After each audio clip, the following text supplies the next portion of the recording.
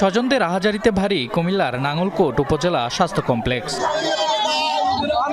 দুপুরে জুম্মার নামাজের আগে উপজেলার বক্সগঞ্জ ইউনিয়নের আলিয়ারা গ্রামে গোষ্ঠীগত দ্বন্দ্বের জেরে আবুল খায়ের মেম্বার ও সালেহ মেম্বারের সমর্থকরা দেশীয় আগ্নেয়াস্ত্র নিয়ে সংঘর্ষে জড়ায়।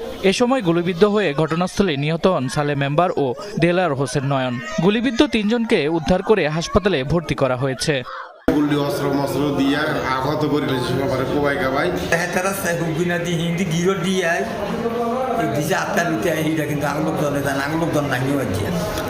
স্থানীয়রা জানায় এলাকায় আধিপত্য বিস্তারের জেরে দীর্ঘদিন ধরে এলাকা ছাড়া সালেহ মেম্বারের সমর্থকদের বেশ কয়েকজন। সম্প্রতি আইনশৃঙ্খলা বাহিনীর মধ্যস্থতায় তারা এলাকায় ফিরে এলে আবারও উত্তেজনা ছড়িয়ে পড়ে। এর জের ধরে শুক্রবার বাধে সংঘর্ষ।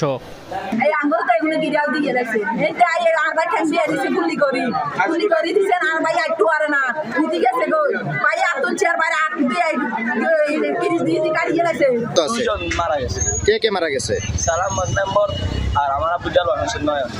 খবর পেয়ে ঘটনাস্থলে যায় পুলিশ ও সেনাবাহিনী। পুলিশ জানায় দুই গোষ্ঠীর বিরোধের জেরে এর আগেও একাধিক হত্যার ঘটনা ঘটেছে।